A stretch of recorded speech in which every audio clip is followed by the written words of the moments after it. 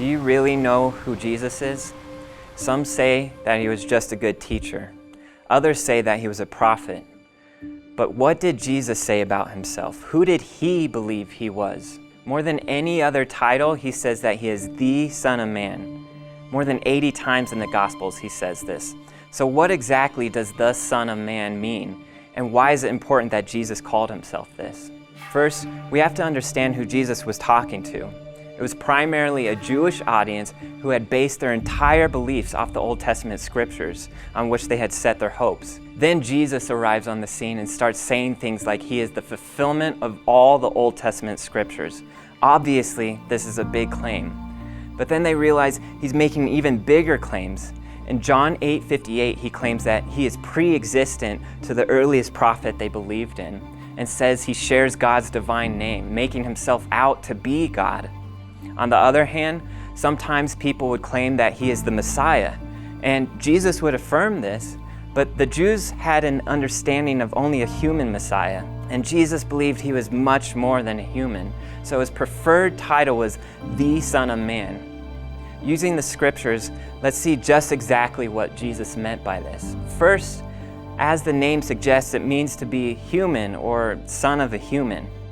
And as passages like Job 25 or Psalm 8 that we see, it points to the frailty or weakness of humanity. Jesus was not denying that he was human, and we see it in his life. He wept, he got tired, hungry, thirsty, he had emotions like sadness and anger. But to say that Jesus was nothing more than a man is to seriously misunderstand him. Next, in the book of Ezekiel, we see signs that the Son of Man means the one who would bear the sins of others. God calls Ezekiel the prophet Son of Man.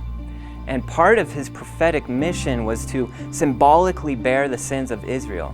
In Ezekiel 4:4 it says, "Son of man, put the sin of the people of Israel upon yourself. You are to bear their sin." So while Ezekiel does this in a symbolic sense, Jesus believed he would do this in a true, realistic sense. He says, "The Son of Man came to give his life as a ransom for many," pointing to his death on the cross. However, the most important Old Testament reference where Jesus clearly defines who he is by quoting Daniel 7. Jesus is on trial before his death, and the high priest interrogates him, asking, "Are you the Messiah, the Son of the Blessed One?" Jesus says, "I am," but then he adds so much more.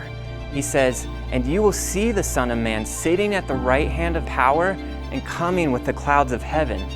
He's quoting Daniel's vision where Daniel sees one who looks like a man coming on the clouds of heaven, but clearly he's so much more because God gives him all rule and authority over the earth, and all people and tongues and nations will worship him as they worship the one true God. So by saying he would be seated next to God and be the one who all nations would worship, Jesus gives us the fullest picture of what he means by the Son of Man.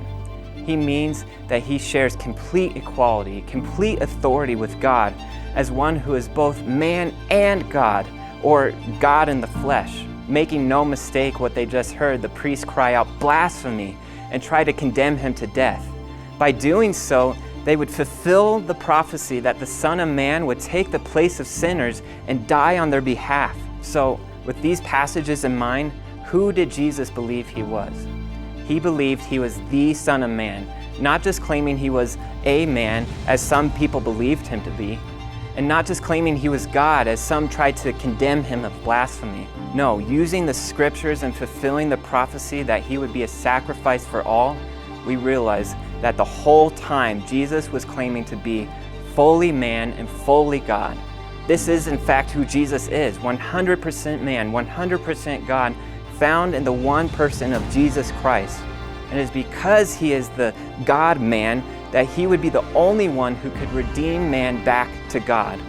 As such, all people, all nations, all tongues and tribes would worship him and serve him.